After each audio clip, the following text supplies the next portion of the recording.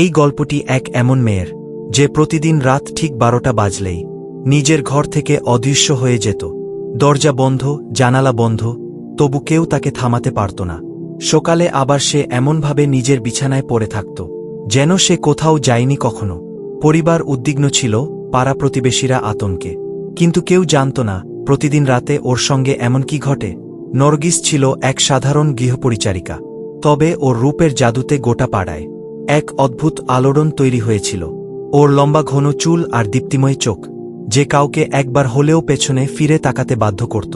ওর নিষ্পাপ হাসিতে এক অদ্ভুত আকর্ষণ ছিল, যা পুরুষদের ব্যাকুল করে তুলত আর নারীদের করে তুলত ঈর্ষান্বিত।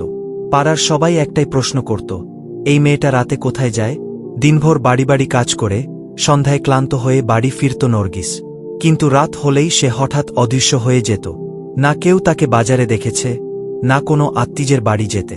তবু প্রতিটি রাত সে কোথাও না কোথাও যেতই। পাড়ার পুরুষেরা ওর রূপে মুগ্ধ ছিল, দিনের নানা অজুহাতে ওকে দেখতে চাইত। কেউ জল চাইত, কেউ রান্নাঘরে সাহায্যের অজুহাতে ওর সঙ্গে কথা বলতে চাইত। কিন্তু নরগিসের চোখে ছিল এক গভীর সংযম, যা মন জাগিয়ে দিত প্রশ্নে।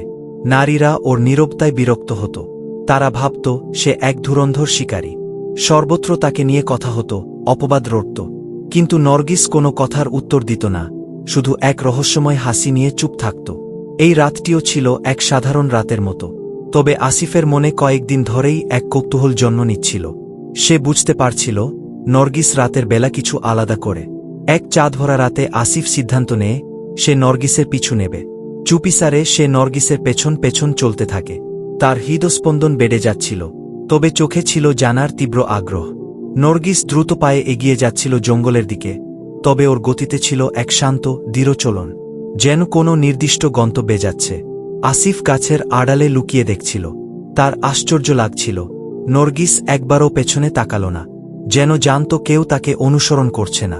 জঙ্গলের মাঝখানে ছিল এক পূর্ণ পরিত্যক্ত প্রাসাদ, যা পাড়ার মানুষ ভুতুড়ে বলে মনে করত।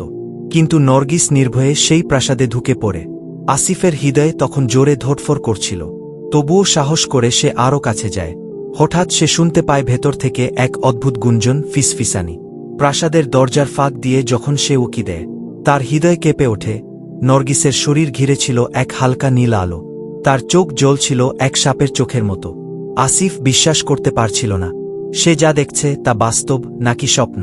নরগিস ধীরে ধীরে রূপ নিচ্ছিল এক নাগিন এর। তার ত্বক উজ্জ্বল হয়ে উঠছিল, আর শরীর বক্রতা নিচ্ছিল সাপের মতো। আসিফ ভয় পেয়ে পিছিয়ে যেতে চাইল, কিন্তু তার পা যেন মাটিতে গেঁথে গিয়েছিল। নরগিস হঠাৎই তার দিকে তাকাল। চোখে ছিল এক অদ্ভুত দীপ্তি, যেখানে ছিল ভালোবাসা, তবে ঘৃণাও। তোমার এখানে আসা উচিত ছিল না। নরগিসের কণ্ঠে ছিল এক গম্ভীরতা, যা হৃদয়ে কাঁপন ধরায়। আসিফ কাঁপা কাঁপা গলায় জিজ্ঞেস করল, তুমি আসলে কি? নরগিস এক গভীর শ্বাস নিয়ে বলল, আমি সেই, যাকে তোমাদের মানুষ জাতি বিশ্বাসঘাতকতা করেছে, যার প্রেমকে তোমরা পদদলিত করেছ। এখন আমি এসেছি আমার প্রতিশোধ নিতে। তার কণ্ঠে ছিল এক প্রাচীন ব্যথা, যেন শতাব্দীর পুরনো ক্ষত। আসিফ পালাতে চাইল, কিন্তু নরগিসের চোখ তাকে বাঁধল। তার চোখে ছিল এমন এক শক্তি, যা মানুষকে নিথর করে দিতে পারে। নরগিস ধীরে ধীরে এগিয়ে এলো। আসিফের শরীর ঘামে ভিজে গিয়েছিল, তার নিঃশ্বাস ছেঁড়া ছেঁড়া, তবুও তার দৃষ্টি ছিল নরগিসের ওপর স্থির। হঠাৎ নরগিস থেমে গেল, আসিফের দিকে তাকিয়ে বলল, তুমি আমার থেকে কেন ভয় পাও? আমি তো শুধু আমার অধিকার ফেরত নিতে এসেছি। তোমরা পুরুষেরা সবসময় নারীদের দুর্বল ভাবো, কিন্তু আমি তোমাকে দেখাবো দুর্বলতা আসলে কাকে বলে। আসিফ চোখ বন্ধ করে নেয়, কিন্তু নরগিস কিছুই বলে না। সে এক মুহূর্তের জন্য আসিফের খুব কাছে দাঁড়িয়ে থাকে, তারপর আবার সেই ভেতরের ভয়ঙ্কর প্রাসাদের দিকে ফিরে যায়। আসিফ আতঙ্কে সেখান থেকে পালাতে চায়, কিন্তু তার পা ভারী হয়ে পড়ে। তার নিঃশ্বাস এলোমেলো হয়ে যায়, হৃদয় ভয়ে কাঁপতে থাকে। যখন সে কোনোভাবে প্রাসাদ থেকে দূরে যেতে পারে, সে একবার পেছনে ফিরে তাকায়। নরগিসের নীলচে চোখগুলো এখনও অন্ধকারের মধ্যে জ্বলছিল, যেন বলছে, এটাই তো কেবল শুরু। নরগিসের রহস্যময় গল্পে নতুন মোড় সেই সময় আসে যখন পাড়ার এক ব্যক্তি, যে নরগিসের রূপে পাগল ছিল, এক সকালে রহস্যজনক অবস্থায় মৃত পাওয়া যায়। তার মৃতদেহ গলির এক কোণায় পড়েছিল, যেখানে নীরবতা এক অদ্ভুত আতঙ্কে রূপ নিয়েছিল। যখন পাড়ার লোকজন তাকে দেখতে আসে, তার শরীরে গভীর ক্ষতচিহ্ন ছিল, কিন্তু সবচেয়ে ভয়ানক বিষয় ছিল, সেই ক্ষতগুলোর মাঝে সাপের দংশনের স্পষ্ট চিহ্ন ছিল। চোখ খোলা, ঠোঁট অর্ধখোলা, আর এক এমন নিস্তব্ধতা যা কোনো চিৎকারের চেয়েও বেশি ভয়ঙ্কর। সবাই স্তব্ধ। কি ঘটছে এখানে? প্রতিটি দরজার পেছনে ছিল ফিসফাসের এক ঝড়। কেউ বলতো এটা নিছক কাকতালীয়, কিন্তু বেশিরভাগ লোকই বিশ্বাস করত এটা সাধারণ কোনো ঘটনা নয়, গুজব দাবানলের মতো ছড়িয়ে পড়ে। কেউ বলতো নরগিসের মধ্যে কোনো রহস্যময় শক্তি আছে, আবার কেউ বলতো এটা কোনো অপদেবতা বা জিনের কাজ। আজবাজব গল্প ছড়াতে থাকে, আর প্রতিটি আলোচনার শেষে নরগিসের নাম জড়িয়ে যেত। যে নারীরা আগেই তার প্রতি ঈর্ষান্বিত ছিল, তারা এখন খোলাখুলি তার বিরুদ্ধে বিষ ছাড়তে শুরু করে। কেউ তাকে চরিত্রহীন বলে, আবার কেউ বলে সে অলক্ষণে। নরগিস সেই জানাজার মিছিলে ছিল, আর তার মুখে ছিল এক অদ্ভুত শান্তি আর শোকের এক মিশ্র অনুভূতি যা সবাইকে অবাক করে দেয়। সে চুপচাপ মিছিলের পেছনে হেঁটে চলছিল, কিন্তু তার চোখে না কোনো উদ্বেগ ছিল, না কোনো ভয়। কিছু মানুষ তাকে কাছে থেকে দেখতে চেয়েছিল, কিন্তু সে এমনভাবে নিজের আবেগ নিয়ন্ত্রণে রেখেছিল যে কারও সন্দেহ করার সুযোগ ছিল না। তবুও তার নীরবতা অনেক কিছু বলছিল। রাতের নীরবতায় ঘটে যায় আরও একটি ঘটনা। পাড়ার আরও একজন পুরুষ, যে বারবার নরগিসের কাছে আসার চেষ্টা করত, তাকে এক রাতে নরগিসের সঙ্গে দেখা যায় গলির এক মোড়ে। তাদের দুজনকে নিচু গলায় কথা বলতে দেখা যায়, কিন্তু হঠাৎ করেই তারা অন্ধকারে মিলিয়ে যায়। পরের দিন সকালেই সেই লোকও নিখোঁজ। না কোনো খবর, না কোনো সন্ধান। এই ঘটনা পুরো পাড়ায় একটা তীব্র আলোড়ন তোলে। তারপর সামনে আসে এক বয়স্ক নারী, যিনি দাবি করেন তিনি নিজে নরগিসকে সাপ রূপে রূপান্তরিত হতে দেখেছেন। প্রথমে কেউ তার কথায় বিশ্বাস করতে চায়নি, কিন্তু তার চোখে ছিল এক ভয় যা যেন সত্যের প্রমাণ দিচ্ছিল। সে কাঁপা কাঁপা হাতে তার ওড়না সামলে সবার সামনে জোর দিয়ে বলতে থাকে, যা সে দেখেছে তা কোনো কল্পনা নয়। মানুষ তার কথা নিয়ে হাসাহাসি করে, তামাশা করে, তবুও অন্তরে এক অজানা ভয় ঢুকে পড়ে। নরগিসের মুখে এখনও সেই রহস্যময় হাসি। তার চোখের গভীরতায় লুকিয়ে আছে এমন এক গোপন সত্য যা কেবল রাতের অন্ধকার জানে। পাড়ার গলিগুলো যা দিনে কোলাহলে ভরা থাকত, রাত হলেই এক অদ্ভুত গল্প বলত। নরগিসের অস্তিত্বে লুকানো সেই গল্প এখন আর শুধুই ফিসফাসে সীমাবদ্ধ নয়, বরং এক ভয়াবহ রহস্য হয়ে প্রতিটি হিজ্জে জায়গা করে নিচ্ছে।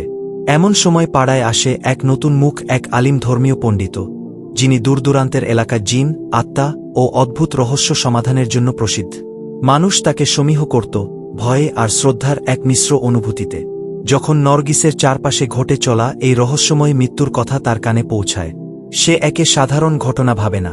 সে বিষয়টিকে গুরুত্ব সহকারে নেয় এবং নিজে তদন্ত শুরু করে। নীরবে পাড়ার প্রতিটি বাড়ির দরজায় গিয়ে প্রশ্ন করে, মানুষের কথা শোনে, তাদের আচরণ পর্যবেক্ষণ করে। কিন্তু যখনই নরগিসের নাম আসে, তার চোখে ছেয়ে যায় এক গম্ভীরতা, যেন সে বুঝতে পারছে এই রহস্য অত সহজ নয়। ধীরে ধীরে একটি পুরনো কাহিনী সামনে আসতে শুরু করল। এক বয়স্ক নারী, যিনি বছরের পর বছর নীরব ছিলেন, এক রাতে কাঁদতে কাঁদতে বললেন, নরগিস সাধারণ কোনো মেয়ে নয়, সে এক নাগিন, যার শিকড় শতাব্দী প্রাচীন এক গোত্রের সাথে জড়িত। সেই গোত্রের নাগরা ছিল নিষ্পাপ, কিন্তু গ্রামের নির্দয় পুরুষেরা তাদের নির্মমভাবে হত্যা করেছিল। আর সেই হত্যার প্রতিশোধ নিতে নরগিস মানব রূপ ধারণ করে এখানে এসেছে। সে এখন এক সাধারণ গৃহপরিচারিকার ছদ্মবেশে বসবাস করছে, যাতে করে একে একে তাদের উত্তরপুরুষদের হত্যা করতে পারে, যারা এক সময় তার গোত্রের উপর জুলুম করেছিল। এই সত্য সামনে আসতেই পাড়ায় এক অদ্ভুত আতঙ্ক ছড়িয়ে পড়ল। মানুষের মনে একটাই প্রশ্ন, এরপর কে?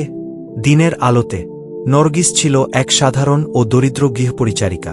তার মুখে ছিল লজ্জা আর নম্রতা যা সবাইকে প্রভাবিত করত। সে চুপচাপ কাজ করত, বাড়ি ঝাড় দিত, বাথরুম পরিষ্কার করত, আর প্রতিটি আদেশ নিঃশব্দে মান্য করত। কিন্তু রাতের অন্ধকারে সে হয়ে যেত এক ভয়ানক নাগিন, যে পুরুষদের তার প্রেমের ফাঁদে ফেলে তাদের নিঃশেষ করে দিত। তার এই দ্বৈত সত্তা মানুষকে দ্বিধায় ফেলেছিল। কেউ বিশ্বাসই করতে পারছিল না যে এই দিন দুপুরের নিরীহ নরগিস রাতে হয়ে যায় এমন ভয়ঙ্কর কিছু। এক রাতে আরও একটি দুর্ঘটনা ঘটে।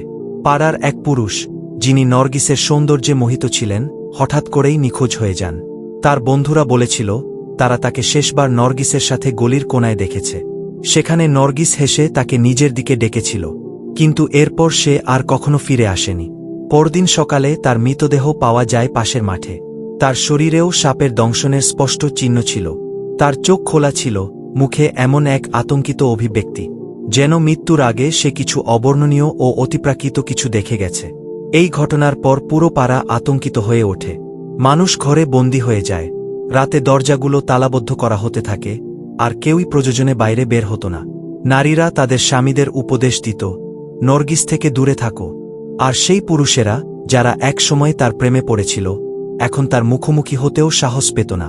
কিন্তু নরগিসের মুখে এখনো সেই রহস্যময় হাসি বিরাজ করত, যেন সে জানে তার পরবর্তী শিকার কোথায় এবং কখন আসবে। আলিমে দিন, যিনি এই রহস্য সমাধানে এসেছিলেন, এখন পুরো মনোযোগ নরগিসের দিকে কেন্দ্রীভূত করেন। সে বুঝে গিয়েছিল এটা কোনো সাধারণ মানুষের ব্যাপার নয়। তিনি কুরআন তিলাওয়াত শুরু করেন, দোয়াপাঠ করেন, আর পাড়ার মানুষকে সবর ও সাহস রাখতে বলেন। কিন্তু নরগিসের চোখে একটি আলো ছিল, যা তার কথাকে সম্পূর্ণ নিষ্প্রভ করে দিচ্ছিল। যখনই সে নরগিসের দিকে তাকাল, তার মনে হতো সে যেন এই জগতের বাইরের কোনো অস্তিত্বের সামনে দাঁড়িয়ে আছে। এক এমন অস্তিত্ব যে শতাব্দীর ক্রোধ নিজের ভিতরে জমিয়ে রেখেছে, আর এখন যেই তার পথে আসবে তাকে শেষ করে দেবে। পাড়ার মানুষ অসহায়। তারা জানে বড় কিছু হতে চলেছে, কিন্তু কেউ জানে না কি হতে চলেছে। নরগিসের দ্বৈত জীবন দিনে নিরীহ, রাতে ভয়ানক, এখন এক উন্মুক্ত গ্রন্থ হয়ে গেছে। কিন্তু এই গ্রন্থের শেষ পাতা এখনও লেখা বাকি। আলিমে দিনের হস্তক্ষেপ পাড়ায় এক নতুন আলোড়ন সৃষ্টি করে। মসজিদের মিম্বর থেকে যে নসিহত শোনানো হচ্ছিল, তা অনেকের হৃদয়ে নাড়িয়ে দেয়। তবে মানব প্রকৃতি চিরকাল কৌতূহল ও কামনার দাস। কিছু লোক এই উপদেশকে গম্ভীরভাবে গ্রহণ করে, কিন্তু অধিকাংশের মুখে অবিশ্বাসের ছায়া স্পষ্ট। কেউ কেউ বিশ্বাস করত নরগিস কেবলই এক ভুল বোঝা সাধারণ মেয়ে, কিন্তু আবার কিছু লোকের মনে তার প্রতি ভয় নয়, বরং আরও কৌতূহল জন্ম নিচ্ছিল। এক তরুণ, ফাহাদ, যে নরগিসকে সত্যিকারের ভালোবাসত, ছিল তাদেরই একজন। সে ছিল এমন একজন যিনি নরগিসের সত্য জানার পরও তার কাছাকাছি থাকতে চেয়েছিল। তার চোখে ছিল এমন এক অনুভূতি যা অন্য সবার থেকে সম্পূর্ণ আলাদা ছিল। সে নরগিসকে এক নাগিন হিসেবে নয়, বরং এক দুঃখী আত্মা হিসেবে দেখত, যে দুনিয়ার জুলুম আর নির্যাতন সহ্য করতে করতে এক পাথর হৃদয় মেয়ে হয়ে উঠেছে। নরগিসকে বোঝার এই দৃষ্টিভঙ্গি ফাহাদকে সবার থেকে আলাদা করেছিল, আর সম্ভবত এটাই নরগিসের হৃদয়েও এক আলোড়ন তুলেছিল। কিন্তু ভালোবাসা ও স্বভাবের এই দ্বন্দ্ব এতটা সহজ ছিল না। নরগিসের ভেতর ভালোবাসার অনুভূতিগুলো জেগে উঠছিল, তবুও তার অন্তরের নাগিন সদ্যত ইতিহাসের ঘৃণায় ভরপুর ছিল। প্রতিশোধের আগুনে জ্বলতে থাকা সে ভুলে যেতে প্রস্তুত ছিল না কিছুই। প্রতিবার যখন ফাহাদ নরগিসের কাছে গেল, তার চোখে এক অদ্ভুত ঝিলিক দেখা যেত, যেন সে নিজের হৃদয় আর স্বভাবের মধ্যে এক লড়াইয়ে বন্দী। আলিমে দিন তাকে থামানোর চেষ্টা করলেন, তার অস্তিত্বের সৌন্দর্যের কথা মনে করালেন, কিন্তু নাগিনের প্রকৃতি তখন নিয়ন্ত্রণের বাইরে চলে গিয়েছিল। সে প্রতিটি সেই মানুষকে শেষ করতে চাইত যাদের পূর্বপুরুষরা তার অতীতের ক্ষতগুলোর জন্য দায়ী ছিল। ফাহাদ তার প্রেমের আহ্বান জানাল, কিন্তু নরগিসের চোখ তখন আর কোনো ভালোবাসা মানতে রাজি ছিল না। এক মুহূর্তে ফাহাদ তার হাত বাড়াল, আর নরগিসের চোখে আবার সংশয়ের একটা রেখা ফুটে উঠল। কিন্তু সেই সংশয় বেশিক্ষণ টিকল না। নাগিনের স্বভাব আবারও ভালোবাসাকে হার মানাল। তার শরীরে ছিল শতাব্দীর ঘৃণার বিষ, যা এক মুহূর্তে মিলিয়ে যাওয়ার মতো ছিল না। কিন্তু ফাহাদের মৃত্যু নরগিসের চোখে আঁসু ঝরাল, এক এমন বার্তা হয়ে যা বলছিল ভালোবাসা কখনো মরে না। নরগিসের হৃদয়ের গভীরে এক যন্ত্রণা লুকিয়েছিল যা তাকে বাঁচতে দিত না, আর এই যন্ত্রণা তাকে বারবার প্রতিশোধ নিতে বাধ্য করত। তার ভিতর এক ঝড় চলছিল। একদিকে ছিল শতাব্দীর পুরনো প্রতিশোধের আগুন, যা তার রক্তে বিষের মতো ছড়িয়েছিল, আর অন্যদিকে ছিল এক মানুষের কুরবানি থেকে জন্ম নেওয়া ভালোবাসার কোমল আলো। সে যে সবসময় নিজেকে এক অদম্য অস্তিত্ব ভাবত, আজ প্রথমবার নিজেকে এক হতভাগ্য আত্মা মনে করল। তার চোখে পানি ছিল, কিন্তু সেই পানিতে দুঃখ নয়, অনুশোচনার ছাপ ছিল। সে দাঁড়িয়েছিল মন্দিরের ভাঙা দেয়ালের মাঝে, সেই জায়গায় যেখানে তার হৃদয় প্রথমবার পরাজিত হয়েছিল। তরুণের নিঃশ্বাস থেমে গিয়েছিল, তবুও তার মুখে ছিল এক শান্তির ছোঁয়া, যেন সে মৃত্যুর মধ্যেও জয়ী হয়ে গেছে। নরগিস তার মুখ দুহাতে ধরে দেখেছিল। তার চোখে ভেসে উঠেছিল এক এমন মানুষের প্রতিচ্ছবি, যে তাকে নাগিন নয়, মানুষ মনে করেছিল। এক এমন সত্তা যার ভেতরে ভালোবাসা করার ক্ষমতা ছিল। এই মুহূর্তটা নরগিসের অস্তিত্বকে কাঁপিয়ে দিল।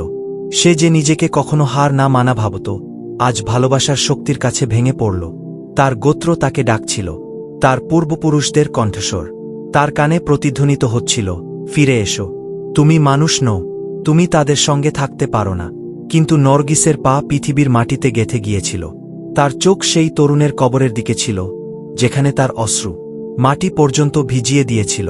প্রথমবার তার মনে হয়েছিল সে কোনো অমর প্রতিশোধ নয়, বরং এক মানুষের ভালোবাসা চেয়েছিল। তার নিঃশ্বাসের ভিতরের সিসকার শব্দ এখন শুধুই এক দহনশীল প্রেমে রূপ নিয়েছিল। পাড়ার লোকেরা এখন নরগিসকে আর এক ভয়ানক অস্তিত্ব নয়, এক দুঃখী আত্মা হিসেবে দেখতে শুরু করল। লোকেরা যারা একসময় তার নামেই ভয়ে কাঁপত, এখন তার কাহিনী সহানুভূতির সাথে শুনত। নারীরা যারা আগে তার বিরুদ্ধে কথা বলত, এখন তার গল্প শুনে চোখের জল ফেলত। এক কুরবানি নরগিসকে এক নতুন পরিচয় দিয়েছিল। সে মন্দিরের ভাঙা দেয়ালের দিকে শেষবার তাকাল, আর গভীর নিঃশ্বাস নিয়ে আকাশের দিকে তাকাল। তারারা আজ যেন আরও উজ্জ্বল লাগছিল, যেন আকাশও তার গল্প শুনছিল। সে ধীরে ধীরে অন্ধকারে মিলিয়ে যাচ্ছিল, কিন্তু তার হৃদয় আলোয় পূর্ণ হয়ে উঠেছিল।